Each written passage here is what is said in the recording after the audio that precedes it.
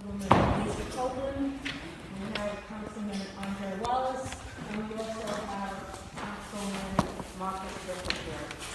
We have our auditors. We have Nick DeSantis is here, and Scott, I'm sorry, I don't. Are also here, and our controller, Norman Walker. And they set up a PowerPoint presentation for us. So Maureen, Controller Walker, is going to say a few words first. Good evening, everyone. It seems like only a couple of hours ago I stood right here speaking, right? Right. That was last night. And I think I saw so many of you here. But thank you for being here.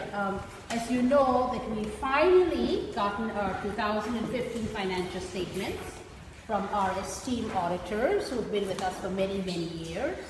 Okay, so we wanted to just quickly chart it through some of the slides. We're not going to go through every single slide.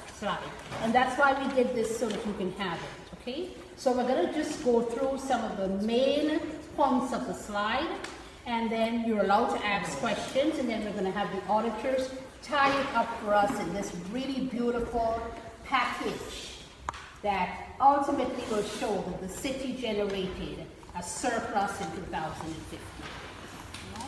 So let me just introduce Javon Bopsell. He's my first deputy controller, and I also have with me another CPA here.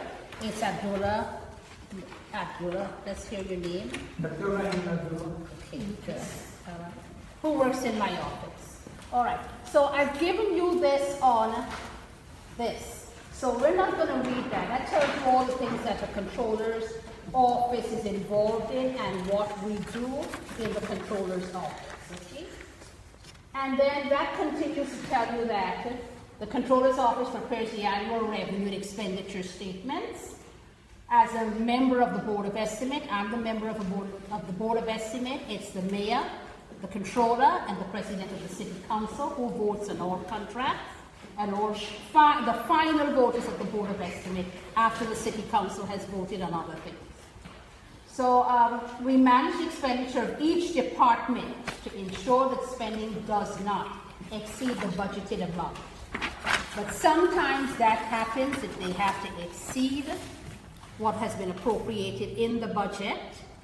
And at the end of the year, the auditors are going to tell you what we do in terms of balancing the books. So overexpended and underexpended, how we do that by a final transfer. Better than expected revenues and lower spending created that budget surplus in 2015. In 2015, the city achieved a budget surplus of $7.7 million. It's been the highest in a very long time. And as you know, every year we keep talking, yes, we've been good enough in managing the budget that we're able to achieve a budget surplus. Okay? The budget surplus is actually the comparison between the budget, the revised budget, and the actual spending, or the actual intake of revenues. So those are the last 5 years, not even 5, that's 6, right? Guys, should be 6. It is 6. The last 5 years. What type of accountants are we? Last 6 years, so the highest has been 7.72. And there was a year in 2011 when we had 4.5. So as you can see, we're getting back up to the point where we hope we can generate more and more surplus. Because that budget surplus goes to the bottom line, the general fund balance, and we're able to use some of that surplus to balance the next year, the following year's budget. The actual revenues actually exceeded the adjusted budgeted revenue by $5.2 million. So your actual revenues that you actually collected during that year exceeded the adjusted budgeted revenue, what we had estimated we would collect. The expenditures came in at $2.3 million below the revised appropriations, which is a very good thing. It meant that we've managed the budget so well during the year that we were able to cut out a lot of the unnecessary expenditures, and trust me, we see unnecessary expenditures during the year. We see things that we shouldn't be buying for some reason, okay? So we were able to manage that budget, and the expenditures came in lower. You can also say that we over appropriated funds to be spent during the year when we did the budget. So these are some of the highlights, and you can look at those highlights in the handout. All right, we had things, the biggest variance we had was in our real property taxes, which a lot of times does happen every year. That's where we see the biggest variance, meaning the final budget said we would actually collect $57 million in property taxes. That year we collected $58 million. And there are lots of reasons for that. Reasons that people have come in, they have paid their full property taxes for that year. They have people who have paid prior year's taxes for that year, and all taxes we have collected. So that's always a good thing. So the variance was about $1 million. Another big variance was sales taxes. We had expected to collect $17.6 million. We actually collected $18.4. Okay, so that's good, and it depends on whether the gasoline prices were good, and people were spending a lot at Target, and people were buying cars, people who are registered in the city to live here. If they buy cars, I think we get a piece of that sales tax. State aid was $746,000, a little higher. We're hoping to get more and more state aid as years go by. I don't know whether that's a possibility now. All right, but that was pretty good. Okay, and real estate transfer taxes. We had budgeted $1 million. We collected $1.6 million. And the transfer tax is 1%, all right, of, it's over $100,000. Am I getting it right? I think so, something like that. Okay, when you purchase a property, there's a transfer tax that has to be paid. Okay? And those are the other, no, okay, go to the next page. All right, because you have all of this here. That amounted to the $5.2 million. Everything there we have highlighted there and itemized, came back to the $5.2 million in total revenues, the actual revenues that we collected based on the comparison with the final budget. Those are the expenditures, and these are the highlights. Okay, and the biggest expenditure variance was general government support. And I think there's a detail in the printout. And then we had the public safety, and we had all other combined. So we actually brought in our expenditures at $2.3 million less than what we had proposed we would spend. Those are fund balances in the past years, and we're at, in 2015, our fund balance was $19.25 million, not $25 million. It's $19.25 million that you will see at the bottom, and the auditors will go through that too. The general fund, not $25 million that you've heard, that's been circulated in the papers, on the in news conferences, nothing like that. And as you can see, in 2010, our total fund balance was $13 million, then it went to 11, and then 10, and then we had a couple of dips in 2013, 14, 11.9, 19 million. It's pretty good. And that 19 million comes from the 11.9 that we had in 14, plus the 7.7, and correct me if I'm wrong, guys, of the surplus that I'm talking about, the budget surplus, that added up to 19.25. Okay? Okay, so we've got that. The total fund balance of 19.2 at the end of 2015. And there's a breakdown of our fund balance. Okay, there's a restricted fund balance, there's a assigned fund balance, and then there's an unassigned portion. And in our financial statements, it clearly shows us what's restricted, what's assigned, and what's unassigned. So the $19 million is not money that we have that we can spend right away or anything like that. It's nothing of the sort. Okay, you can read that. What is a restricted fund balance? What's an assigned fund balance? And what's the unassigned? All right, and that chart just shows you the fund balance, the decreases, okay, and the increases in fund balance, okay, so you can look at that. That's in past years.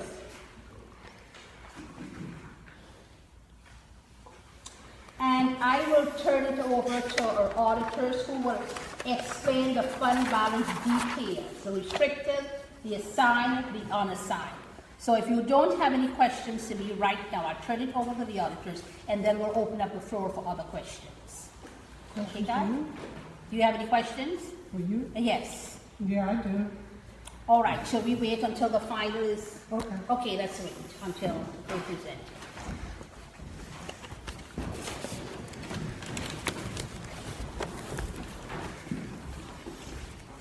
Good evening. I'm Nicholas DeSantis. I'm a partner with the firm of O'Connor Davies, and with me is my partner Scott Oling.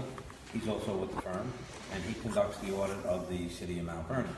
We've recently completed the audit for December 31st, 2015, and we've issued our opinion on the city's financial statements. And just for your knowledge, the city's financial statements come in a bound book just like this. These are the financial statements. And it contains a lot of information, which includes the balance sheet, the income statement, comparative information as to the adopted budget and what the actual results were, as well as management's discussion and analysis as to how the finances turned out with respect to the adopted budget. And it contains a variety of information with respect to footnotes explaining some of the numbers that occur in the budget. The city has a number of funds. The general fund is the primary fund where most of all the activity takes place in the city. But the city also has a water fund, it has a community development urban renewal fund, it has a capital fund, it has proprietary funds, yes, and it has fiduciary funds, which are a trust and agency. What the controller has shown you this evening is the information primarily that happens with the general fund, because the general fund happens to be the primary operating fund of the city. And the controller has also shown you a 6-year history of what the total fund balance has been. The fund balance in the city is represented by 5 distinct categories, and the categories are not interchangeable. So perhaps you can think about your own household budget, where you set aside so much money to pay your rent and so much money for school books or tuition or entertainment, so much money for food. So the fund balance of the city is separated in the same way. Monies are set aside for particular purposes.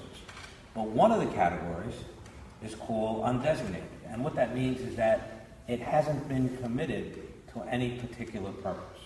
So when we speak about these 5 categories, these are the 5 categories that sort of govern the amount of money that the city has at December 31st, 2015. Now keep in mind that that's some 16 months past already. Okay, but just so you know where the city was at on December 31st, 2015. Scott, would you like to explain some of those categories and some of those numbers? Sure. And it's in Maureen's handout there on that last page. So, of the $19 million of total fund balance, you look at it as a full pizza pie, and now you got to slice it all up, to these different pots that are either legally restricted or have been set aside by local government action, by the city council, or even by the controller's office, because certain things can be set aside by the city council, certain things can be set aside by the controller's office. Excuse me. Do you have a slide on in order to the breakout? Because this way the audience can see that breakout. You've already that. Yeah. Page 20. Stop. Okay. Yeah. So when you look at this screen, the first pot that Maureen referred to is this restricted area.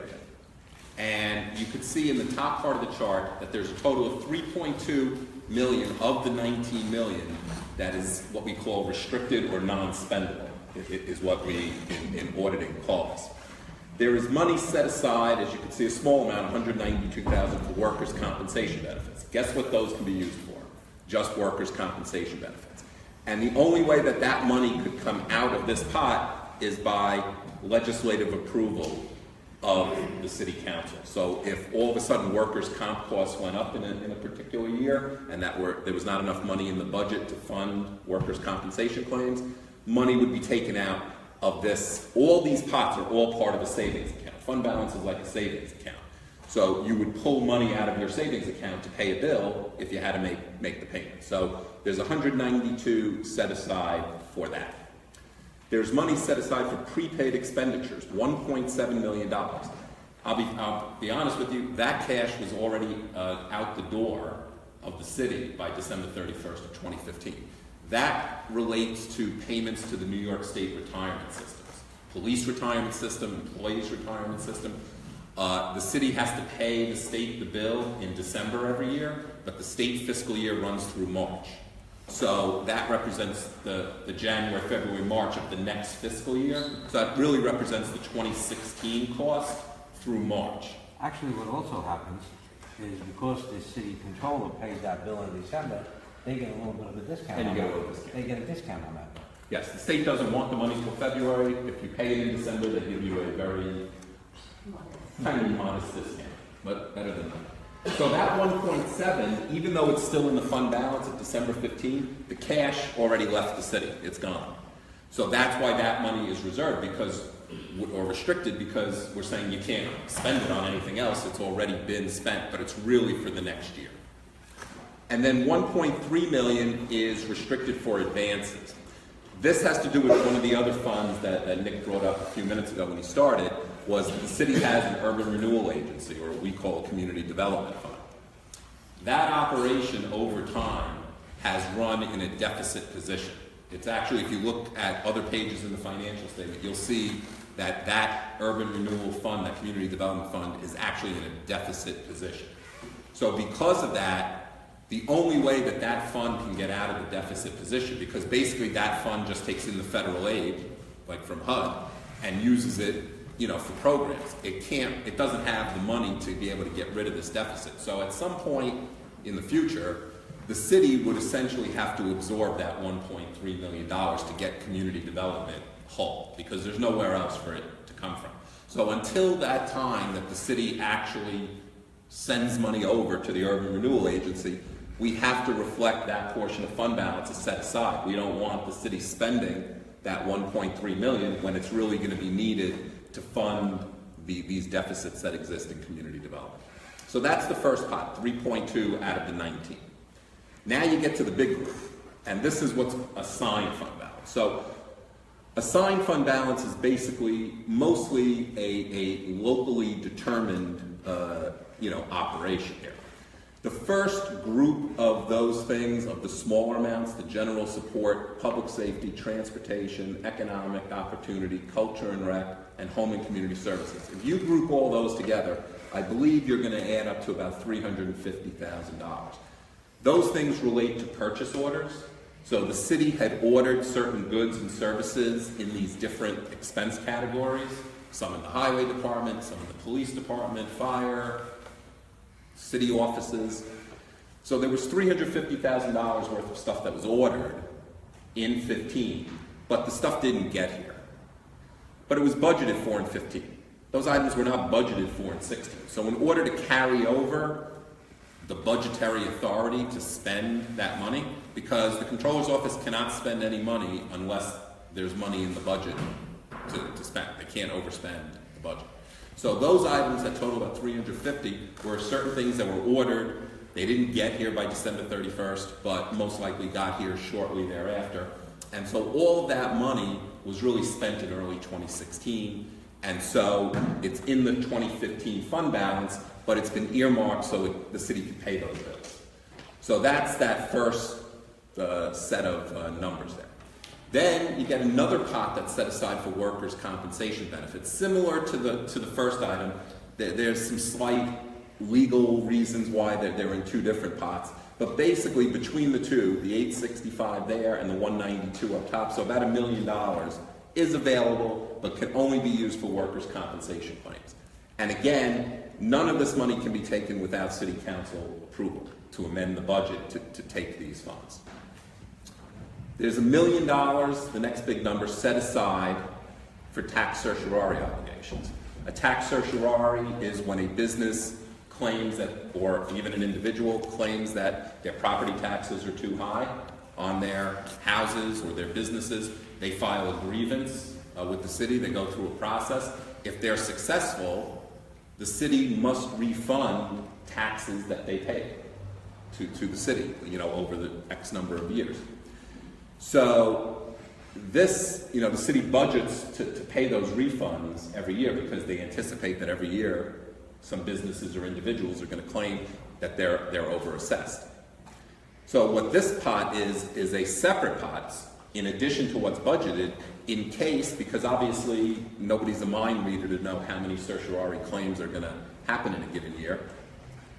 This money is like another pot of fund balance that's set aside to say, hey, if we did not budget enough to pay these certiorari obligations, we could pull money from this pot to help pay. Again, has to come from the executive branch, from the controller's office to the city council for approval. But that's what those tax certiorari obligation line is for. If you didn't have that line, and if you got hit with some significant tax certioraries that you had to pay refunds on, then the only other option for the city would be to go out and bond it, basically borrow money to pay those obligations and incur interest costs and everything and pay them out over time, like a mortgage. Here, the city would be using its own funds, which is always more desirable because you're not paying interest on that. So that's the tax certiorari. Then there's $2.7 million that was set aside for something called contractual labor settlements. The city settled contracts with their various bargaining units, police unions, fire unions, civil service folks. Whenever contracts expired, some of these contracts were out 1 year, 2 years, I think maybe even 3 years, up to 4 years. So money was set aside in the 15-year, knowing that most likely there were going to be settlements in 2016. There was not enough money in the 16 budget to be able to pay the cost of those settlements, to give everybody their retroactive pay and to pay them their new salary amount based on that. So money was taken out from savings, in essence, 2.7. This will have to go to the city council as part of it when they clean up 2016 and get the numbers all done for 2016. Most likely, the council will have to approve taking $2.7 million of fund balance in order to fund the costs that were incurred during 2016 to settle those outstanding contracts.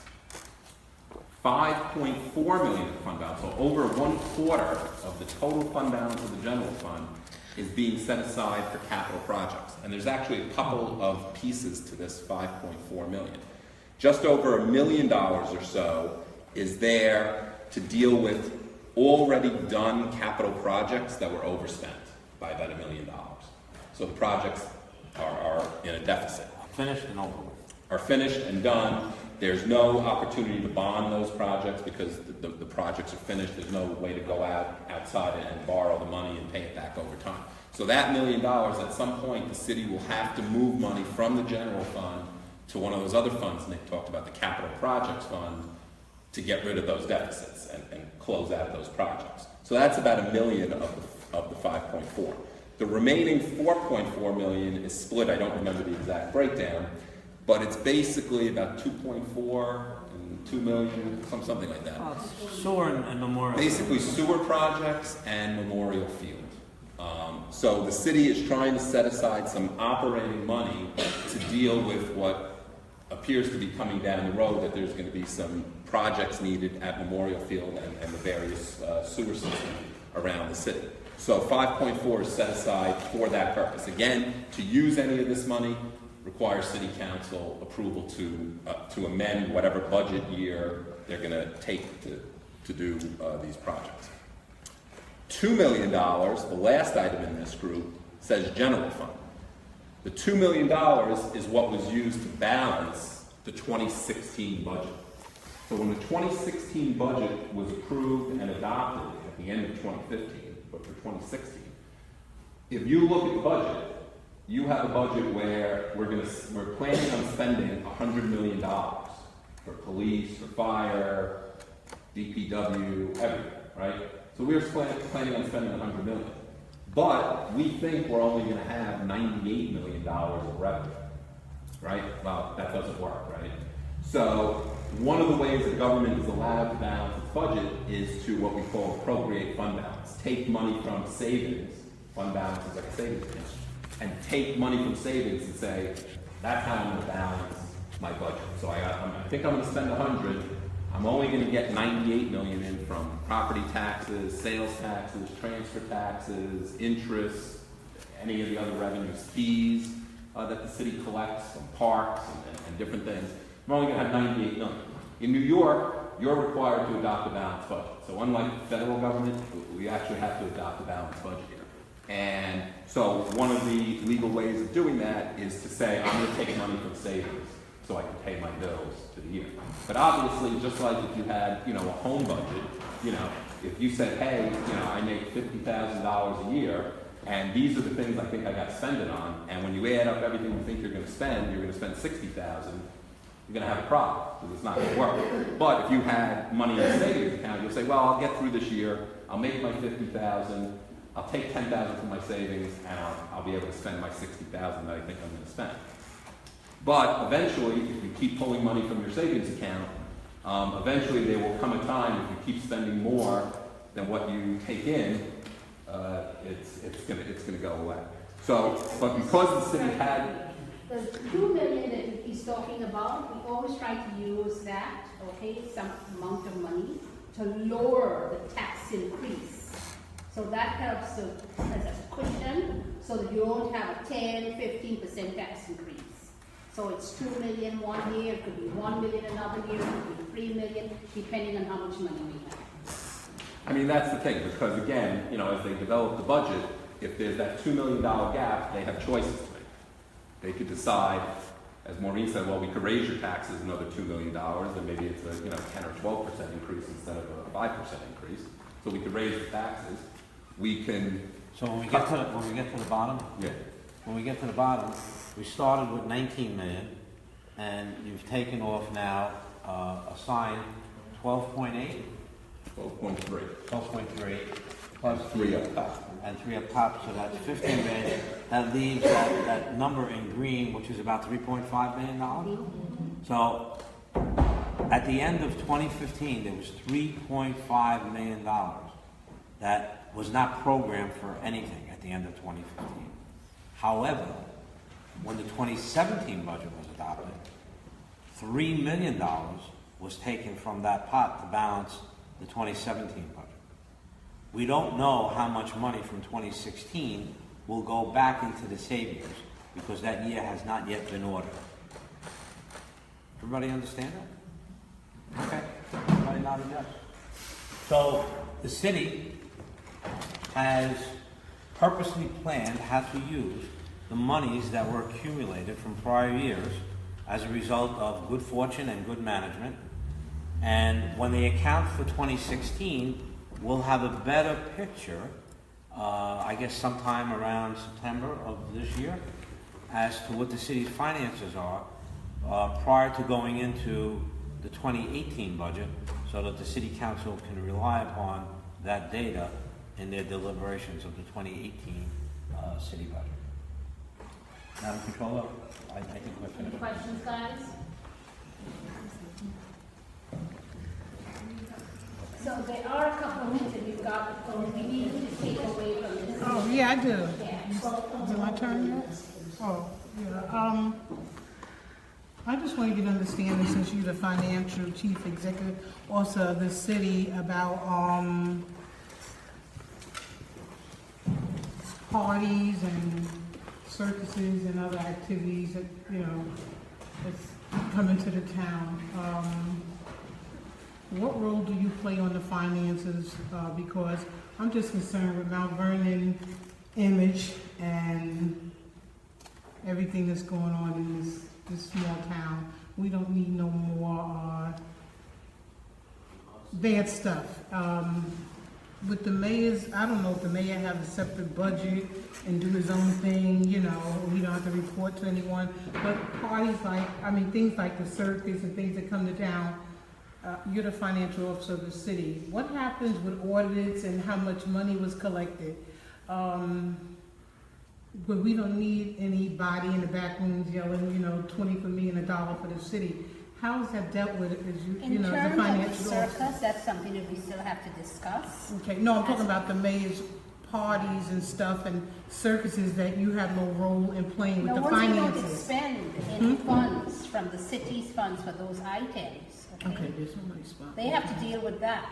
Mm-hmm. But in case of the circus, that's something we're going to discuss tomorrow. Mm-hmm. Okay, we're going to meet with the recreation department Mm-hmm. because we do notice that we're paying for drivers and we're expending funds. Okay, for the so circus. you So say, we've got to find out where the income. so you is saying going. some of the city's monies is used for the circus? Yes, Okay, Yeah. that's a fact. yeah, we found that out. That's a fact. Yes. We're paying overtime, we're paying for drivers, okay, for the buses. I know there was school So crossing if we're guards. expending funds, we've got to find out where is the income going and how we're accounting for the income. No, I saw security guards down, stationed in that area, and I asked one who I knew, why was she there? She says, because of the circus. Yeah, so She that's works for the something city. that's something we're working on now. Oh, okay, so there is city monies going Yeah. into this certain event. Oh, And sometimes if there's an event in the city and the recreation department sponsors it, you expect us to expend funds because the recreation department is sponsoring it. But sometimes and I don't know whether, I guess the recreation department sponsored this, the council can tell me whether we passed legislation for that. Okay, so we've got to get some answers for that. Somebody else had a question? I guess maybe explain, I'm looking at the audit for 2015. Why does it take so long to get the audit done? Many voters would say, well, we're in 2017 and yet we don't have 2016 numbers, and so many of the Good constituents question. feel uncomfortable. I think this was the worst period, right? And I think this is the first time in the 23 years I've been here that this audit took so long. The city's portion of the audit was completed. The problem that we faced is with urban renewal, and I kept saying that over and over and over again. If we cannot get the numbers from urban renewal, the auditors cannot audit their books. If when they come into the city, let's say early April or May, and the urban renewal's books are not ready, they can do nothing because they're not supposed to go in and actually do the work for the department or for the agency. Their books have to be in such a way in which they are ready to be, to be audited. And the Urban Renewals Agency has always given us that problem. And it's something that we have to fix at some point in time. They do not have an accountant right now. They had a consultant at some point in time who had worked for us. My staff has gone up over the years to help them to close their books, but we can't continue like this. And that's the reason the city's portion is finished. But you don't sign any checks. Can you explain the relationship between the Urban Renewal Agency and the city? Maybe it's that some people don't understand the way you do. Okay, perhaps you guys can really talk about the single audit. Scott? They want to know what you know because, go ahead. I thought perhaps they're asking operationally how it works. Oh, is that your question? Sign checks. Okay, so the agency of the Urban Renewal has its own budget. Okay? Separate from the city. Separate from the city. The city does give the agency some some assistance in terms of a portion of the salaries for, let's say, the planning commission and so. But they have their own budget, okay, because they work under HUD's rules and the federal government's rules and the state rules, they work under that. So they have their own funding where they have their own expenses to be, to be accounted for. They have their own, they don't really have revenues that they collect because they get most of their funding from HUD. All right, so that's the difference. But however, because it's an agency of the city, right, we also have to have their audited statements as a part of our audited statements. And I don't know whether you want to explain the single audits. So that, I don't know whether that, if we'd be going too deep. We don't want to give you too much and over. What is your role as the controller? You have to understand that the Urban Renewal Agency is part of the city. If the city were to issue the financial statements without the financial numbers of the Urban Renewal Agency, or what's listed in the financial statements as the Community Development Agency, you wouldn't have a complete picture of the city's finances. And because of that, if the city were to issue, if Maureen, the city controller, were to issue her statements without the urban renewal in it, we as auditors would have to alert the reader of these financial statements. We would have to put in our opinion that warning, you must be aware that something's missing from this booklet. And what's missing from this booklet is the Urban Renewal Agency. And the reason why it's missing is because, and we would give a separate letter, the reason why it's missing is they did not present audited numbers for us to issue our opinion on. Now, the city also has an industrial development agency. They have a separate auditor that does that audit. When we get that opinion, we include that in the city's financial statements. But that's not the case with urban renewal. We've been engaged to audit urban renewal, but we only can audit numbers when numbers are presented to us in a fashion that they can be examined. If we can't examine them, we can't audit and we can't issue an opinion. At which point, we alert the city council and the mayor and we say, I'm sorry, this is taking longer than it should take because your numbers are not prepared in that agency. So as the My role controller, as a controller, I sit as a board member of the Urban Renewal Agency. So my role is always to go to the meetings and say, you've got to get your numbers in on time, you've got to be able to have your books in on time. Years ago, I would send my staff up to actually help them to close the books. I can't afford to do that now because I don't have the resources to do that. I've got to concentrate with my staff on actually closing our books for the city. But that doesn't mean that we don't offer them some help, but they've got to be able to get the work done. You should just add that the Urban Renewal Agency has their own board. Correct. They have their own chair. Yes. They have their own vice chair. They have their own treasurer. And they have their own staff. And Correct. their members. So there's a treasurer on the Urban Renewal Agency. There's a chair who is the mayor. There's a vice chair. The president of the city council sits on that board. I sit on that board, and that's by charter. We have to sit on the board. And they make their own decisions. they have a majority. Lots of times they do have the majority in terms of making decisions. As well as the budgeted senior council position that they. Right, there's a senior accountant position that we gave them funds for. I think it was 2 years ago, and they still haven't hired somebody. Who's on that board? The mayor, The president of the city the council, president of the city council, the controller, the attorney, the corporation council, and I think the recreation commission. recreation commissioner. Those are the members of the board. They all have separate Yes, titles yes, from their role within the city. correct. Now, we've closed the books. We've closed the books before without having all the information from them, No. haven't we? We've No. never done that? No, we can't close the books without having, but we have to have all the information. The books can only be audited if the books are in a fashion to be audited. You have to have the information. When the auditors go there, they ask a question, and they say, let's say, for example, what's an auditing question? Bank reconciliations? Yes, bank reconciliations have to be prepared. and they have to be prepared in a timely manner. They don't want to go there in March and find that bank reconciliations weren't done since January of the previous year. You've got to be able to do those bank reconciliations every single month that you get those statements. And the other issue with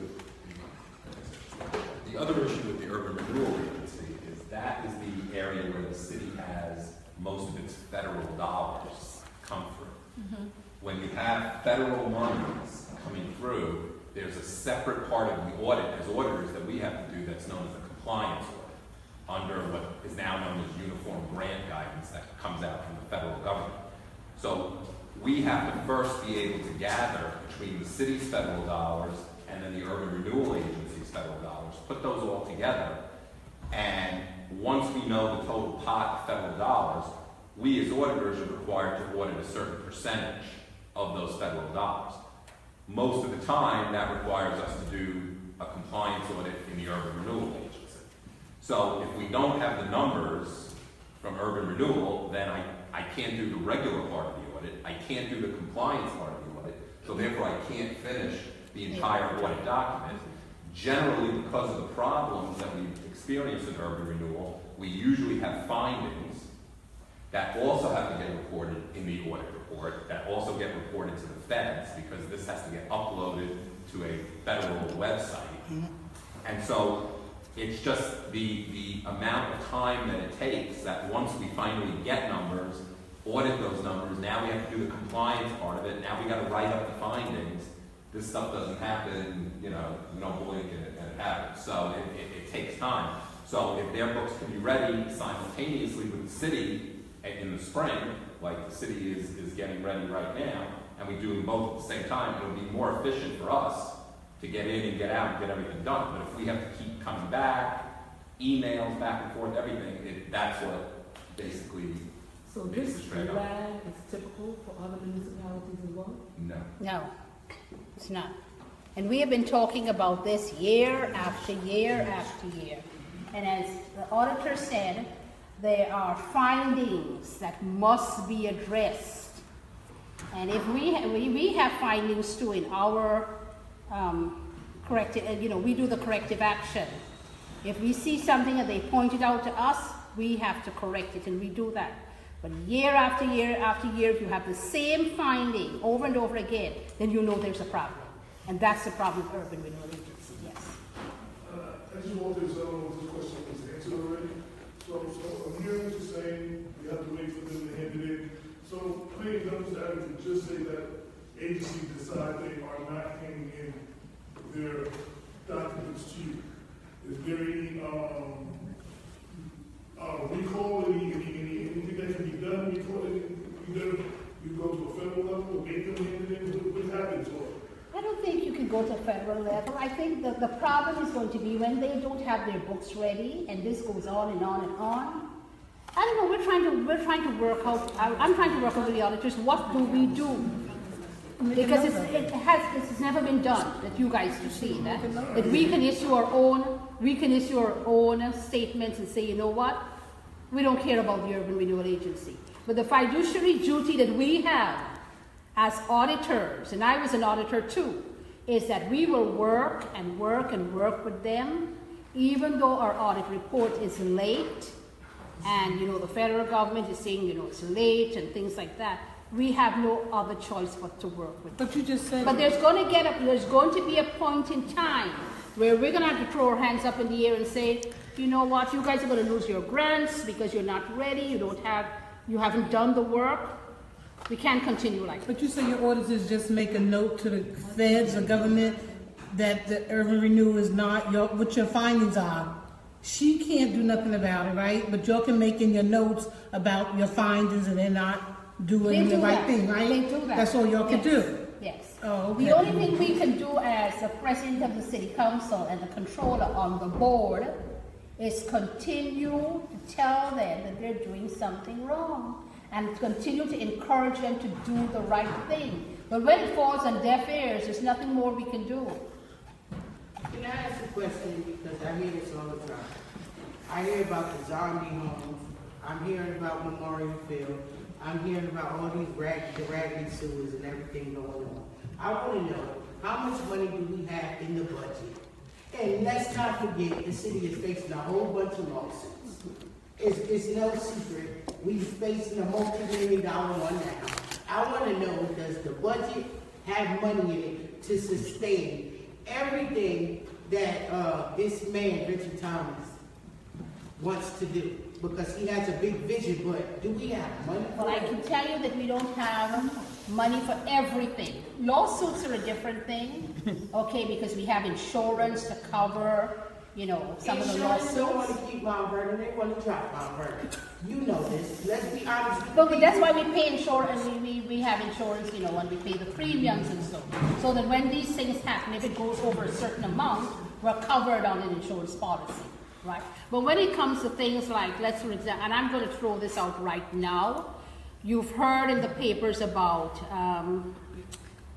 the drones Yeah. and the scanners, okay, and the cameras, and it's going to cost us $700,000.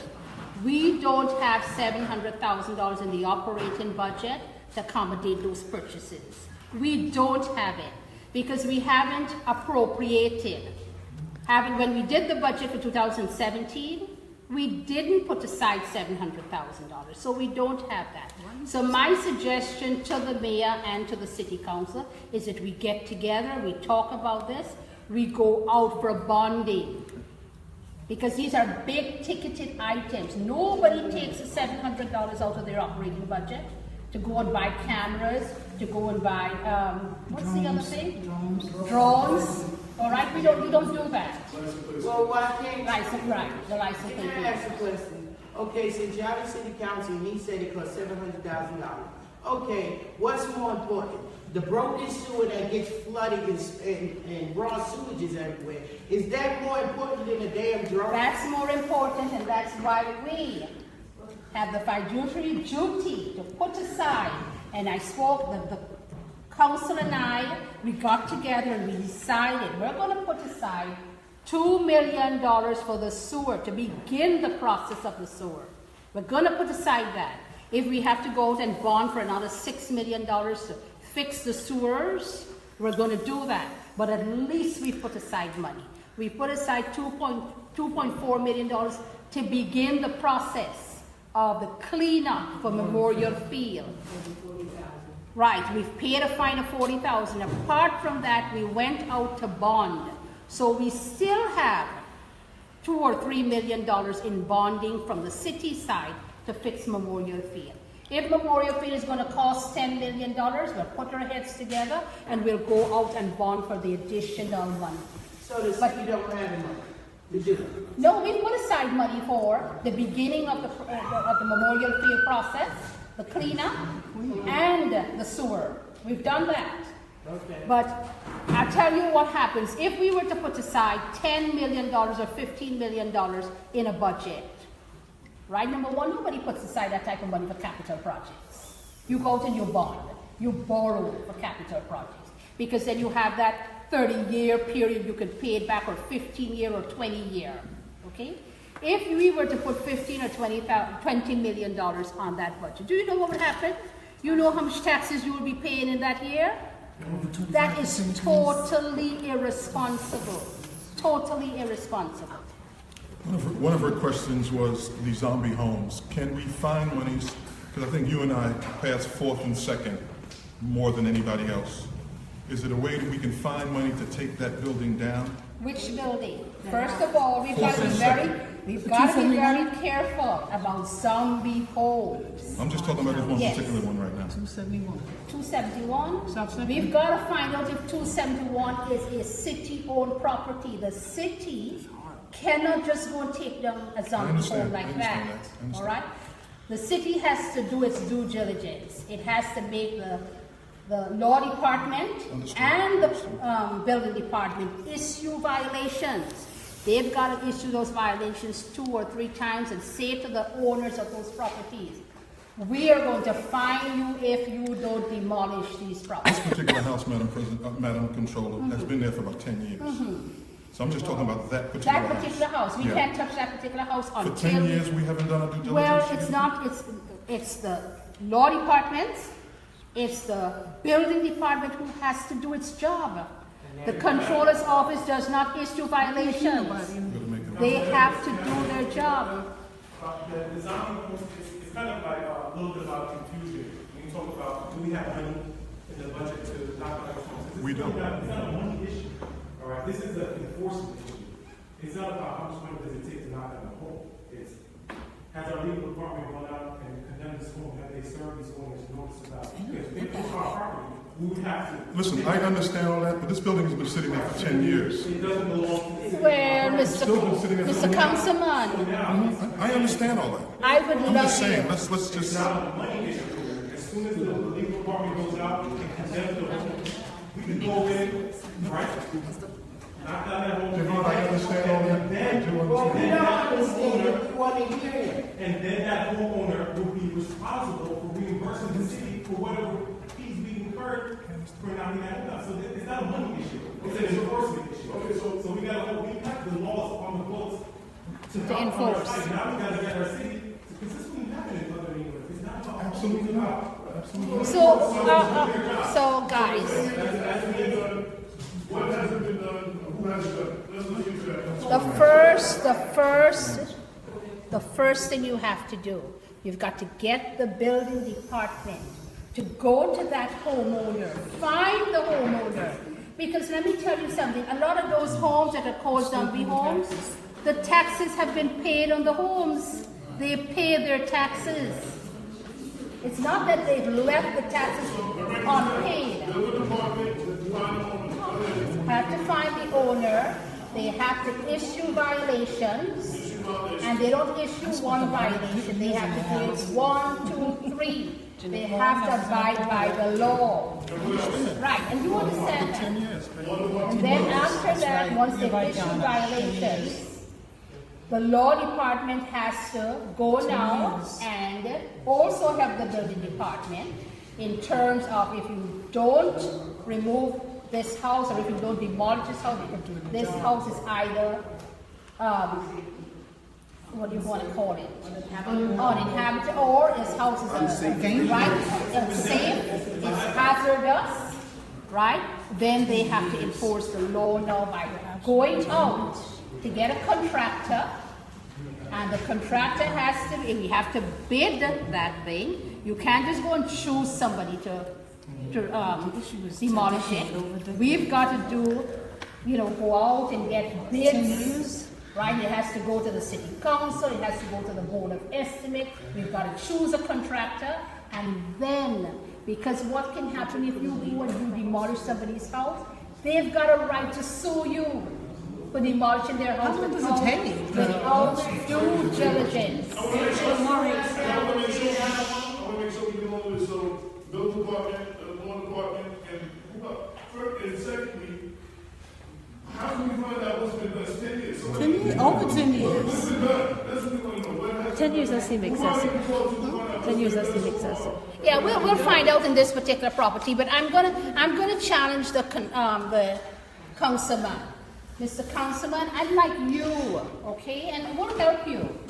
Go to the building department, ask them what has been done on this particular property. Ask the law department if they've done their work on this particular property. Because I can tell you, with some sort of certainty, the homes that are owned by the city are not the zombie homes. They are not the zombie homes. These homes that are zombie homes, that they call zombie homes, are owned by private residents. And you've got to be careful. Some of them are waiting for insurance proceeds. And you've got to be careful. You've got to make sure you go through every step. Correct?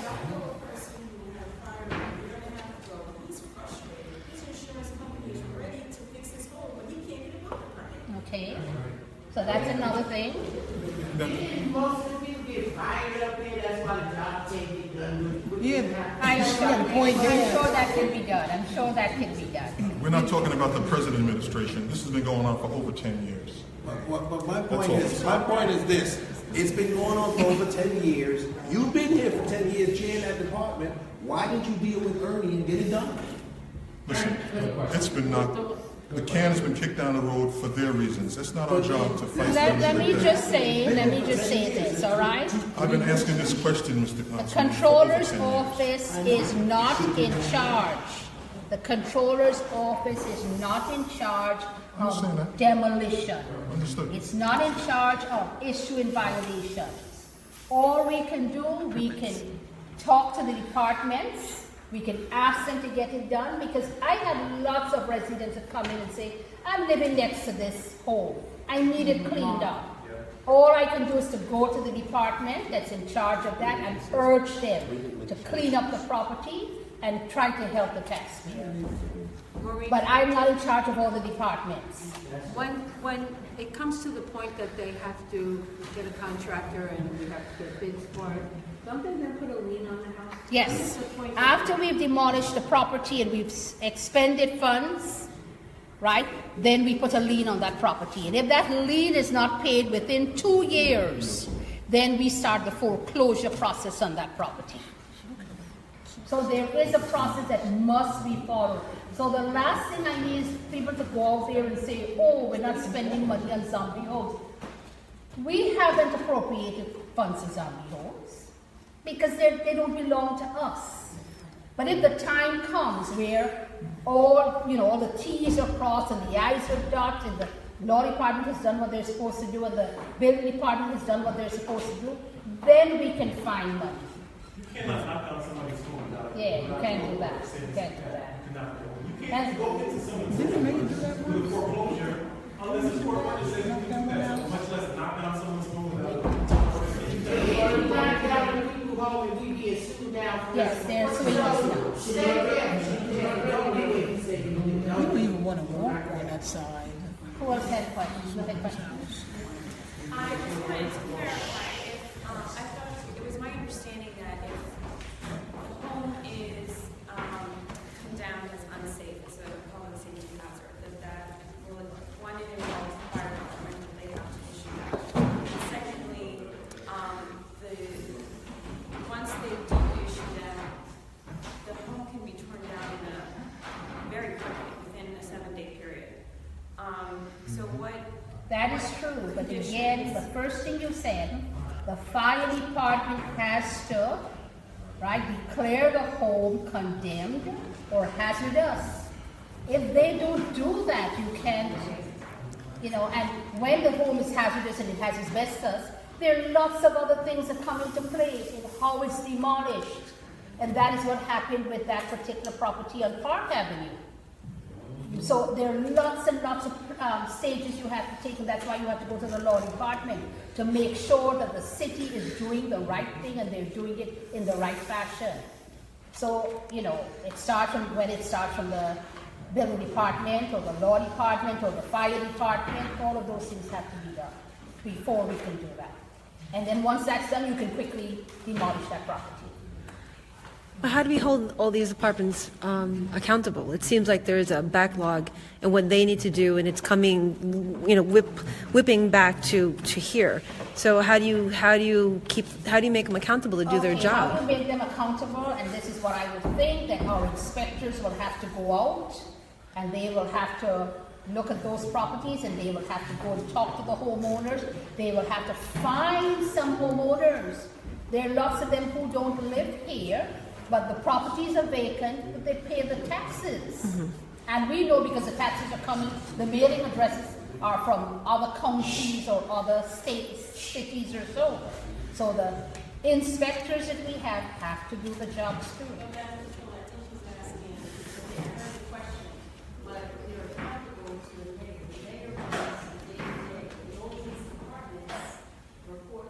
Yeah.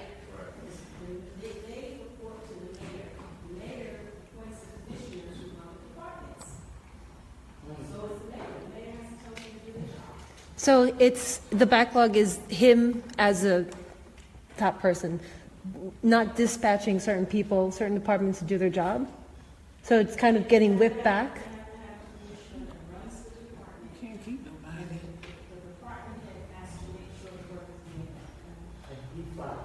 So it's the department head and the mayor, if you wanted to Because the point department head fingers. reports to the mayor. Yeah. They don't have department heads. I've heard of that, and that's problematic, obviously. There are about 42, maybe 40, around between 35 and 40 people that have left the city government in 15 months. I mean, That's a shame. That's a revolving door. That's an issue. Or have been let go. Well, I know the police commissioner left, Well, we have a lot. and we just quite a few. But aren't those positions being filled? I mean, apparently it's necessary to have someone ahead of these. It's the mayor's job to hire and fire. It even like a revolving door. So again, be very careful when you hear about zombie homes, and that we're not, the council and the controller are not giving money to tear down zombie homes. It doesn't work like that. All right? If not, the council and the controller could be faced with lots and lots of lawsuits. So there's a process that must be followed. Yes. You talked about the URA. Does the IDA come into the audit at all? When you use the acronyms, just spell it out so everybody knows. Thank you. URA meaning Urban Renewal Agency and IDA Industrial Development Agency. Are they part of the audit at all? Yes, well, both are. The Urban Renewal Agency is what we call a fund of the city because it qualifies as to be a fund, like a general fund. It has another fund. The Industrial Development Agency is what's known as a component unit. So it's a separately governed thing. It still appears in the report, the city's report, in a different spot of the report, but it is in the city report. We are not the auditors for the Industrial Development Agency, the IDA. So we wait to get that audit report, but that usually comes to us in the spring. Yes. We usually, when we're here in the spring doing the city audit, we already have the IDA audit report, so we just put those numbers into the city's report. So that gets done relatively quickly. But the urban renewal is one of the funds, and that's what Holds up the audit. things up. So now that's been raised, you have, the urban renewal agency is prepared and want to participate in audit for this year. The Urban Renewal Agency is not ready to have the auditors in. They haven't even chosen an auditor. That's how way behind they are. So, or accountant. We're not, I know that this is going to be another long process. That I know. Okay? And when our audit is finished, when the city's audit is finished, we're going to have to make some really, really hard decisions as to how, whether, and I don't think we can issue a report without them, but it's something that we will have to look at. But they're not ready.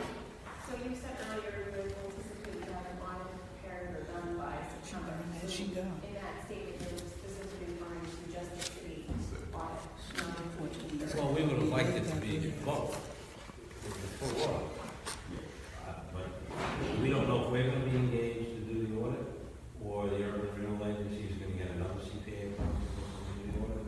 We haven't been advised, but working with the city council and the city controller and the past mayor, we know that they would like the audit done as quickly as possible, so it's useful for them in making decisions when they're deliberating the 2018 budget and also seeing how well the 2017 budget is performing according to what was proposed. Yeah, if they get another auditor to do it, do they have to speak to you in any way?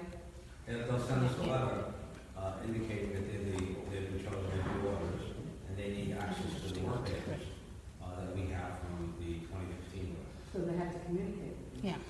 Well, it's a professional standard among CPAs that there has to be some communication on the turnover. I have two questions. I'd like to have more clarity on why we have two buckets for workers' comp, one restricted and one assigned. So I'd like to have more clarity on that. Two buckets, assigned and Workers' compensation. oh, Restricted and assigned. I'll just give you both my questions and then you can just answer them. And then my second question is, this advances the 1.5 the advances to urban renewal.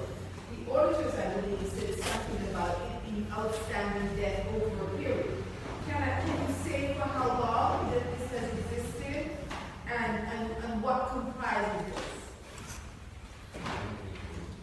Why there are two buckets for workers' comp?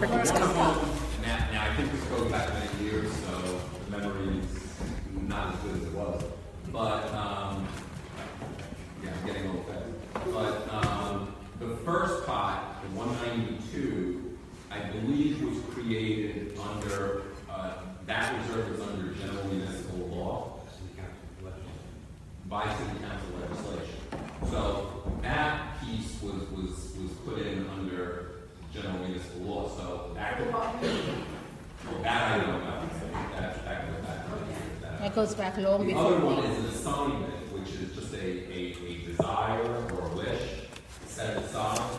If I recall correctly, at the time, years ago, there was a spike in workers' comp claims years ago. So money was set aside in case something like that were to happen again, because I think that caused problems at that time. So they kind of designated this to let's put this aside to deal with that. And obviously, any of these need council action to take the money out. So if there's a situation where workers' comp claims spike for whatever reason, that's a pot that they would draw from, take it out of savings to pay those. However, I guess you need to look at how it's historically trended, right?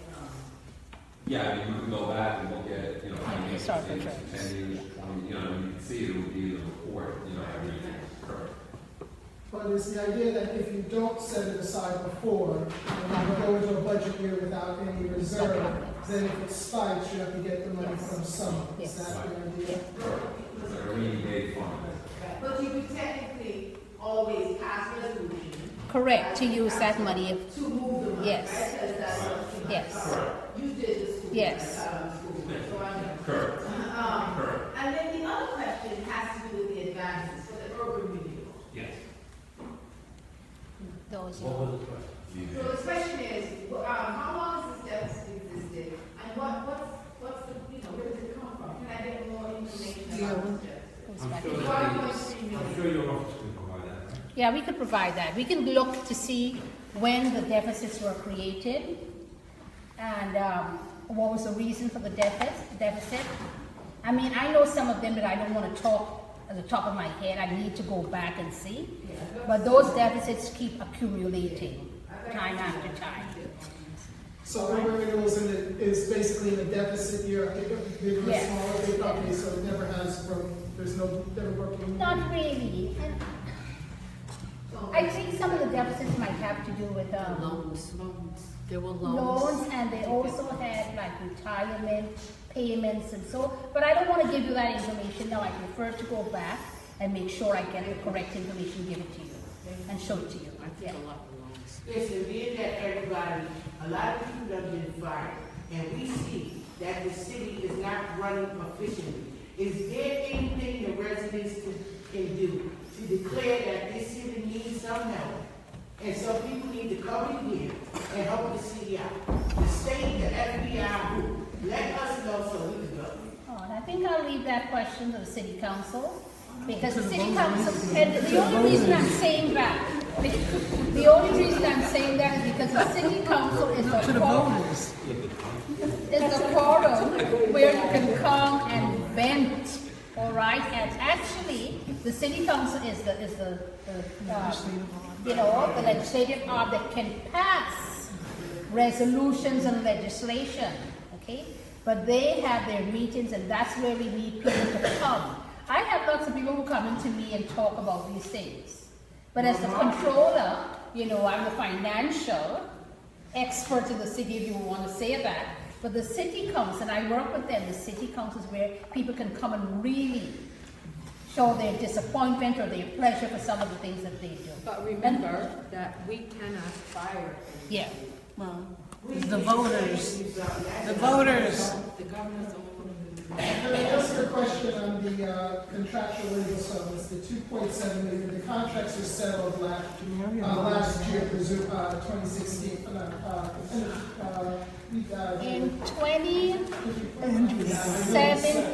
In 2016, we settled police and fire, right? In 2015, we settled CSE and 456. We settled, and the 2.7 million refers to the settlement that we had to put aside money for the retroactive payments from 13 and 14, because they're on a 4-year contract. So they were without the contract for 13, 14, 15, 16. So in 15, we put aside money for retroactive payments. Okay? Okay, guys? Thank you, Madam Does Controller. anybody have any questions for the controller or our auditors? Let me say thank you to the auditors. Thank you guys so much. Let me say thank you to the city council, okay, for providing this forum. Okay, thank you guys. Thank you. Taking the time to do this. Thank you so much for coming. Oh,